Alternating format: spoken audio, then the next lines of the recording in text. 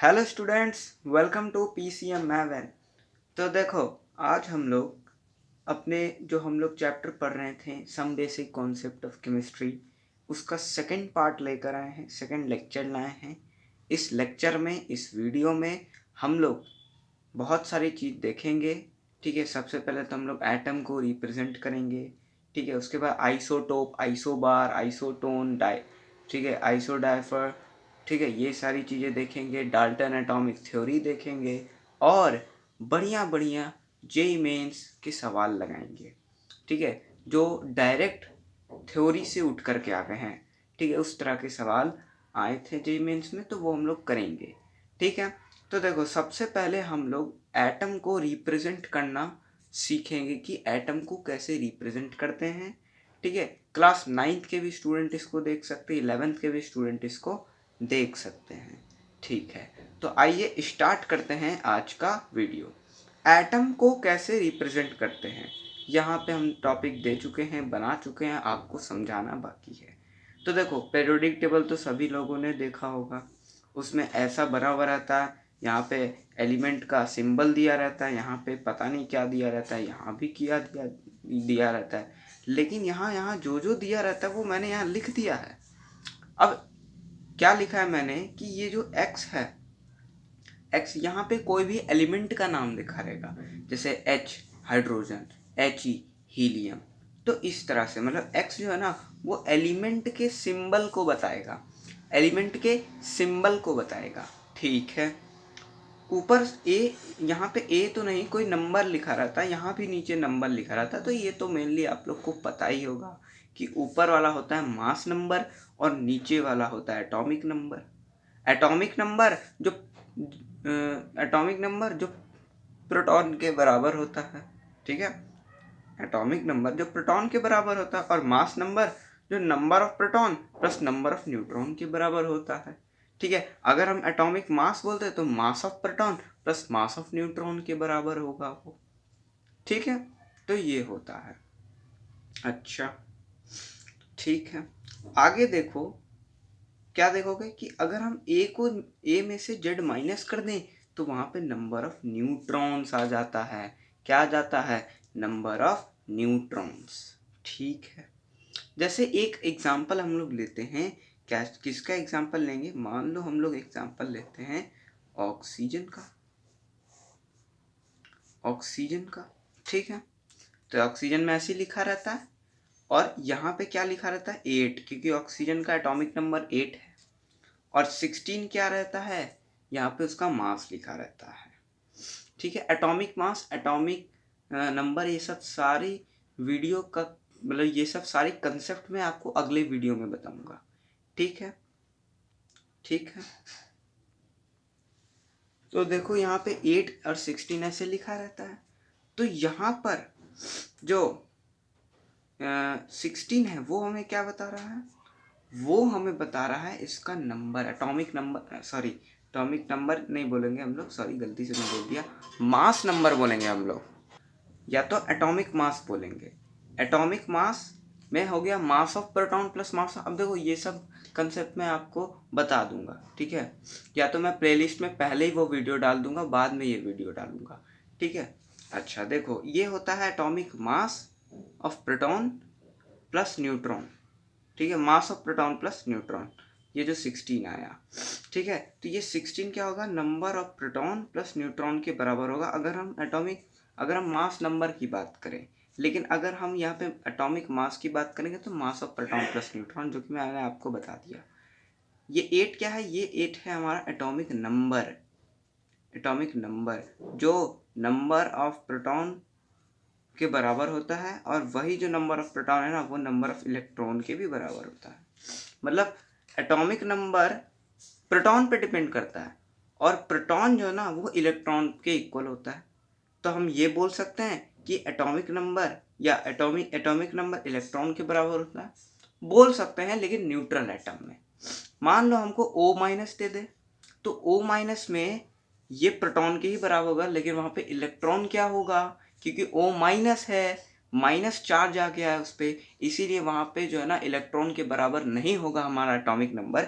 इसीलिए हम लोग क्या बोलते हैं? इसीलिए हम लोग प्रोटॉन के ही बराबर बोलते हैं एटॉमिक नंबर। कभी भी हम लोग इलेक्ट्रॉन के बराबर एटॉमिक नंबर नहीं बोलते हैं। क्यों नहीं बोलते हैं? क्योंकि मैंने आपको बता दिया, अगर O माइनस रहा तो उसमें नेगेटिव चार्ज आ जाता है और चार्ज की वजह से इलेक्ट्रॉन का शेयरिंग हो जाता है या आ जाता है इलेक्ट्रॉन। इस वजह से इलेक्ट्रॉन कभी भी डिपेंड नहीं करता ऑक्सीजन पे, सॉरी एलिमेंट पे, लेकिन प्रोटॉन हमेशा डिपेंड करेगा, हमेशा, चाहे किसी भी कंडीशन में, क्योंकि प्रोटॉन कभी भी शेयर ना नहीं, प्रोटॉन कहीं भी नहीं जाता है नहीं आता है, इलेक्ट्रॉन जाता और आता है। ठीक है, तो ये चीज़ तो आप लोग को समझ में आ गया होगा। ठीक है, तो इसका नंबर ऑफ प्रोटॉन और इलेक्ट्रॉन बता दिए हम लोग। अच्छा, न्यूट्रॉन भी बता दें तो न्यूट्रॉन तो पता चल ही गया होगा आप लोग को। ठीक है, कि 16 माइनस 8 कर देंगे जिसमें 8 आ जाएगा न्यूट्रॉन। मतलब ऑक्सीजन का देखोगे, प्रोटॉन, इलेक्ट्रॉन और न्यूट्रॉन तीनों 8 होता है। तीनों क्या होता है? 8 होता है। ठीक है, चलिए एक और का हम लोग करके देखते हैं। एक और का कैसे करेंगे हम लोग, मैं बनाता हूँ। किसका बनाऊंगा मैं? हाइड्रोजन का। हाइड्रोजन का नंबर भी 1, मास भी 1, मास नंबर भी 1। ये क्या होगा? प्रोटॉन प्लस न्यूट्रॉन के बराबर। ये क्या होगा? ये तो सर होगा नंबर ऑफ प्रोटॉन के बराबर, और इलेक्ट्रॉन भी बराबर होगा। अगर ये न्यूट्रल है, इस पर कोई भी चार्ज नहीं है, वो होगा। और न्यूट्रॉन क्या होगा? न्यूट्रॉन तो जीरो हो जाएगा सर, क्योंकि 1 माइनस 1 जीरो। मतलब हाँ, हाइड्रोजन एक ऐसा एलिमेंट है जिसमें न्यूट्रॉन जीरो होता है। समझे लोग, बबुआ लोग, सब समझे कि हाइड्रोजन ऐसा एलिमेंट है जिसमें न्यूट्रॉन क्या होगा? न्यूट्रॉन होगा जीरो। समझे? ठीक है, अगर हम लोग मान लो चार्ज ले आए, मान लो कि ऑक्सीजन पे 2 माइनस आ गया, ठीक है, तब क्या होगा? तब बताओ तुम, प्रोटॉन बताओ, इलेक्ट्रॉन बताओ और न्यूट्रॉन बताओ, क्या होगा सर? देखो, ऑक्सीजन पे -2 आ गया। अब -2 का मतलब इलेक्ट्रॉन 2 आ गया है, इलेक्ट्रॉन 2 आ गया है। ठीक है, 2 इलेक्ट्रॉन, देखो माइनस चार्ज कब होगा? जब इलेक्ट्रॉन आएगा, और प्लस पॉजिटिव चार्ज कब हो? जब इलेक्ट्रॉन जाएगा। ठीक है, यही होता है, ये हमने बचपन से पढ़ा, 8 से पढ़ा, 9 से पढ़ा। तो ऑक्सीजन में 2 माइनस हो गया, मतलब 2 इलेक्ट्रॉन आया। अब 2 इलेक्ट्रॉन आया, हमको पता है कि ऑक्सीजन में 8 इलेक्ट्रॉन होते हैं। ठीक है, अब 8 इलेक्ट्रॉन होते हैं, 2 आ गए हैं तो 10 इलेक्ट्रॉन हो जाएंगे। लेकिन प्रोटॉन तो सेम रहेगा, ऑक्सीजन में प्रोटॉन सेम रहेगा, और न्यूट्रॉन कितना हो जाएगा? बोलो बोलो, न्यूट्रॉन भी सेम रहेगा, न्यूट्रॉन भी 8 हो जाएगा। ठीक है, जैसे हम लोग एक और देख लें, हम लोग एक और देख लेते हैं। किसका देख लें? Mg2+ का, चलो देख लेते हैं। तो Mg2+ में क्या हो जाएगा? Mg2+ में प्रोटॉन देख लेते हैं, इलेक्ट्रॉन देख लेते हैं और न्यूट्रॉन देख लेते हैं। तो इसमें भी देखो, Mg2+, Mg में कितना होता है? Mg में याद करो, Mg 12 नंबर पे आता है, मतलब 12 उसका एटॉमिक नंबर, मतलब 12 प्रोटॉन।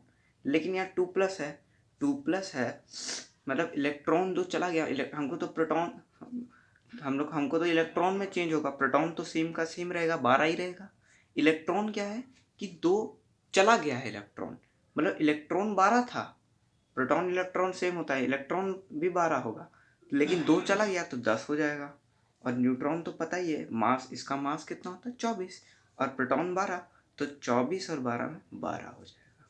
तो ये आप लोग को आना चाहिए। ठीक है, अब हम लोग कुछ क्वेश्चंस कर लेते हैं टोटल प्रोटॉन, इलेक्ट्रॉन और न्यूट्रॉन पर। तो देखो, 10 एटम ऑफ हीलियम, हीलियम का एक नहीं, यहाँ 10 एटम दिया हुआ, उसका टोटल प्रोटॉन, इलेक्ट्रॉन और न्यूट्रॉन चेक करना है हमको। तो पहले एक एटम का निकाल लेते हैं, उसको 10 से मल्टीप्लाई कर देंगे, सिंपल सा। प्रोटॉन कितना होगा हीलियम का? 2। इलेक्ट्रॉन कितना होगा हीलियम का?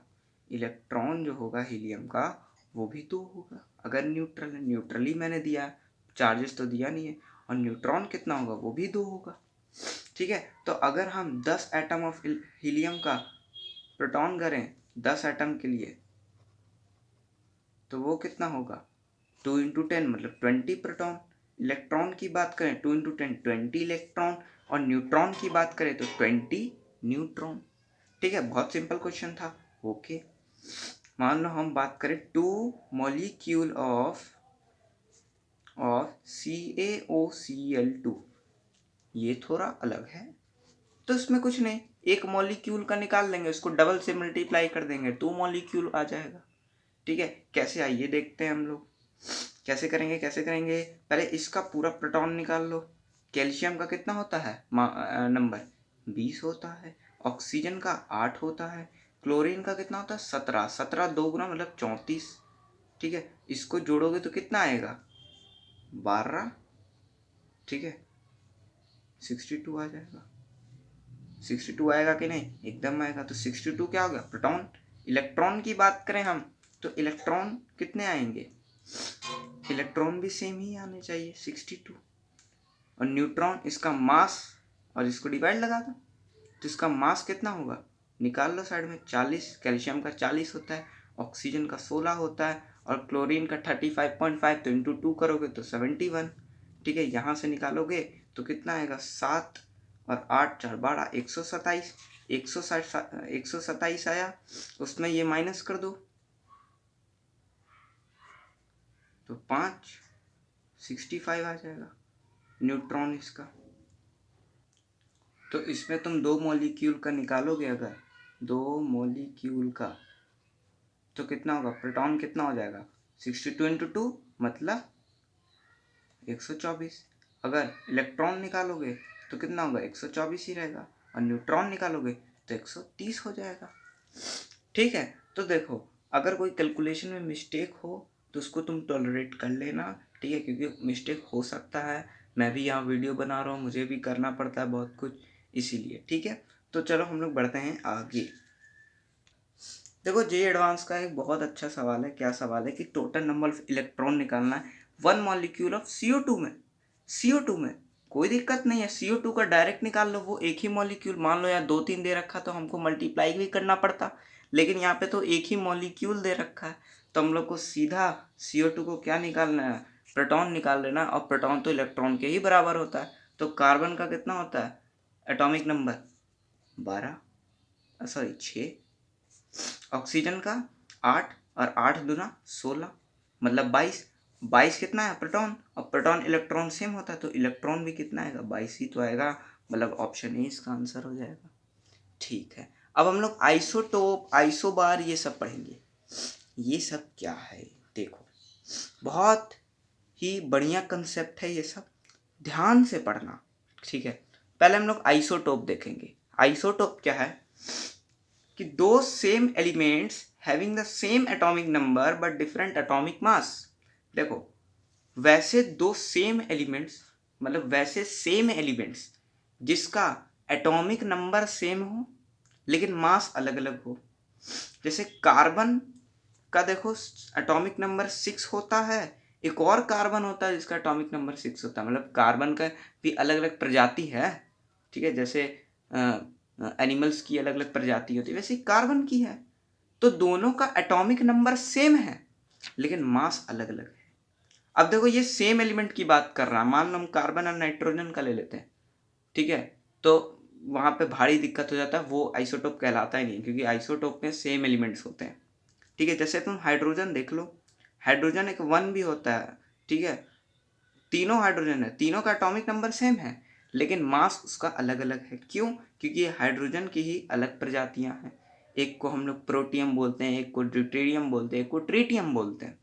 वैसे क्लोरीन, क्लोरीन में दोनों 17 ही है लेकिन दोनों का मास अलग अलग है, तो ये भी क्या हो जाएगा आइसोटोप ही हो जाएगा। तो यहाँ पे आप लोग लिख सकते हो इसका मास क्या है, मैंने लिखने के लिए जगह छोड़ दिया था लेकिन मैं आपको समझा दिया हूँ तो अब लिखने की ज़रूरत नहीं है। ठीक है, तो ये आइसोटोप तो हमने समझ लिया। देखो इसमें ज़्यादा कुछ नहीं है, बस इसमें यही है कि एटॉमिक नंबर सेम होगा, मास अलग अलग होगा। तो इससे क्या होगा, न्यूट्रॉन भी अलग अलग हो जाएगा, क्योंकि दोनों का डिफरेंस करो अलग अलग आएगा तो न्यूट्रॉन्स अलग अलग हो जाएगा, याद रखना। आइसोटोप में न्यूट्रॉन्स क्या हो जाते हैं, अलग अलग हो जाते हैं। ठीक है, अब आइसोबार देखो, आइसोबार क्या होता है। आइसोबार में होता है कि it have different number, atomic number, अलग अलग इसका एटॉमिक नंबर होगा लेकिन इसका मास सेम होगा, जैसे कैल्शियम और आर्गन। इसमें देखोगे एटॉमिक नंबर अलग अलग है, ये आर्गन 18 नंबर पे आता है, कैल्शियम 20 नंबर पे आता है, लेकिन इसका मास देखो दोनों का 40 है। मतलब इसमें जो है ना क्या है कि नंबर तो सेम है, एटॉमिक नंबर तो सेम है, लेकिन एटॉमिक मास अलग अलग है। ठीक है, इसमें जो हमारे इसमें भी हमारे न्यूट्रॉन्स क्या होते हैं, इसमें भी हमारे न्यूट्रॉन्स जो है ना वो अलग ही आते हैं। ठीक है, तो ये भी कोई बड़ा कंसेप्ट नहीं था। आइसोटोन पे आते हैं। आइसोटोन में क्या होता है, those elements have different number of protons and mass but their difference are same. मतलब आइसोटोन वैसे एलिमेंट्स होते हैं जिनके नंबर ऑफ प्रोटॉन और मास अलग अलग हो, लेकिन उनका डिफरेंस सेम हो। मतलब देखो यहाँ पे एग्जाम्पल देख दिया है। ठीक है, यहाँ पे देखो कि क्लोरीन है और कैल्शियम है, दोनों का देखो एटॉमिक सॉरी हाँ देखो दोनों का प्रोटॉन क्या है, अलग अलग है, दोनों का मास भी क्या है, अलग अलग है, लेकिन दोनों का डिफरेंस सेम है। और दोनों का डिफरेंस क्या होता है, इन दोनों का डिफरेंस करते हैं तो बोलो ना क्या होता है, इन दोनों का डिफरेंस करेंगे तो न्यूट्रॉन होगा। और न्यूट्रॉन देखो दोनों में सेम है, इसका भी डिफरेंस 20, इसका भी डिफरेंस 20, मतलब दोनों का जो न्यूट्रॉन होगा वो क्या होगा, सेम होगा। तो उसी को बोलते हैं हम लोग आइसोटोन। तो आइसोटोन वो होते हैं जहाँ पे प्रोटॉन भी अलग हो, मास भी अलग हो, लेकिन उसका डिफरेंस सेम हो, मतलब उसका न्यूट्रॉन सेम हो। तो इसमें अगर तुम न्यूट्रॉन निकालना चाहोगे तो इसमें न्यूट्रॉन क्या होगा, 20 होगा, और इसमें भी न्यूट्रॉन निकालना चाहोगे तो यहाँ भी 20 ही होगा। तो इसी दोनों एलिमेंट को हम लोग क्या बोलेंगे, यही दोनों एलिमेंट को हम लोग आइसोटोन बोलेंगे। ठीक है, अब आइसोडाइफर्स ये क्या है, ये देखो the different between sorry difference होगा, ये डिफरेंट में लीजिए, sorry the difference between proton and neutron are equal. देखो इसका प्रोटॉन न्यूट्रॉन का डिफरेंस करो और इसका प्रोटॉन न्यूट्रॉन का डिफरेंस करो, दोनों क्या आएगा, इक्वल आएगा, और उसी को हम लोग आइसोडाइफर्स बोल देंगे। अच्छा, यहाँ पर देखो प्रोटॉन सेम नहीं हो सकता, मान लो प्रोटॉन और न्यूट्रॉन सेम हो गया तो एलिमेंट सेम हो जाएगा। ठीक है, इसीलिए यहाँ पे प्रोटॉन और न्यूट्रॉन अलग अलग होते हैं। ठीक है, यहाँ पे अलग अलग होते हैं। जैसे देखो यूरेनियम और थोरियम लिया हमने, यूरेनियम का 92 और ये 238। ठीक है, तो इसका प्रोटॉन कितना है, इसका प्रोटॉन सर 92 है और इसका प्रोटॉन 90 है। ठीक है, अगर इसका न्यूट्रॉन निकालेंगे तो माइनस करो इसको, इससे कितना होगा, 6, 4146 हो जाएगा, और यहाँ पे क्या होगा डिफरेंस, 44 हो जाएगा, 44 144 ना, 144 हो जाएगा। तो देखो अब देखो इसमें इसको डिफरेंस करो कितना आएगा, 54 आएगा, और इसको इसमें डिफरेंस करो तो भी 54 आएगा। मतलब ये दोनों क्या है, ये दोनों आइसोडाइफर्स है, मतलब इसके प्रोटॉन न्यूट्रॉन का डिफरेंस जो है ना वो इक्वल है। समझे, तो उस एलिमेंट को हम लोग आइसोडाइफर्स बोलते हैं। याद रखना ये जो आइसोडाइफर्स होते हैं इनका जो होता है ना प्रोटॉन और न्यूट्रॉन सेम नहीं होगा, अलग अलग होगा। जैसे यहाँ देखो प्रोटॉन न्यूट्रॉन अलग अलग आया, समझे। तो अब हम लोग डाल्टन एटॉमिक थ्योरी पर चलते हैं। डाल्टन एटॉमिक थ्योरी मतलब डाल्टन एक अंकल थे, एक चचा थे, उन्होंने अपना एटॉमिक थ्योरी दिया, उन्होंने कुछ थ्योरी दिया एटम्स के बारे में। सबसे पहले इन्होंने ही बताया कि एटम क्या है। ऐसे तो बहुत एंशियंट टाइम में देखो कि तो महर्षि कणाद ने दिया था एटम के बारे में, उन्होंने अणु नाम से दिया था। लेकिन क्या है ना कि कुछ उनके पास एविडेंसेस ना होने के कारण फिर उनके बारे में नहीं उतना पढ़ाया जाता, हम लोग डाल्टन के बारे में सीधा पढ़ते हैं। देखो उन्होंने क्या किया कि उन्होंने बोला, पहला उन्होंने पोस्ट्यूलेट्स दिया। ठीक है, आप 9th क्लास में भी आप इनके बारे में पढ़े होंगे। ठीक है, तो उन्होंने क्या क्या पोस्टुलेट दिया, उन्होंने दिया कि matter is made up of very small particles या individual particle of the atom. मतलब मैटर जो है, कोई भी मैटर जो है ना, सबसे मतलब मैटर जो है ना उसका सबसे छोटा पार्टिकल एटम है। मतलब मैटर जिससे बना हुआ है ना, उसका सबसे छोटा पार्टिकल क्या है? एटम है। ठीक है, अब ये गलत है और ये सही है, ये मैंने आगे बताऊंगा मैं आपको। ठीक है, all the atom of A given element is identical. उन्होंने बोला कि अगर एक एलिमेंट है और उसके उसके जो सारे एटम होंगे ना वो आइडेंटिकल होंगे, उनका मास सेम होगा, साइज सेम होगा, शेप सेम होगा, हर तरीके से क्या होगा? वो सेम होगा। एटम्स कभी भी क्रिएट नहीं कर सकते, कभी भी डिस्ट्रॉय नहीं कर सकते, ऐसा उन्होंने कहा। फिजिकली और केमिकली तुम क्रिएट नहीं कर सकते, नहीं डिस्ट्रॉय कर सकते। ठीक है, फिर उन्होंने क्या बोला कि atom of different elements are different in nature. मतलब अलग अलग तरह के एलिमेंट ले लो और उनके सबसे एक एक एटम ले लो, तो उनका नेचर, सारे एटम्स का जो नेचर उन्होंने बोला ना, वो डिफरेंट बोला।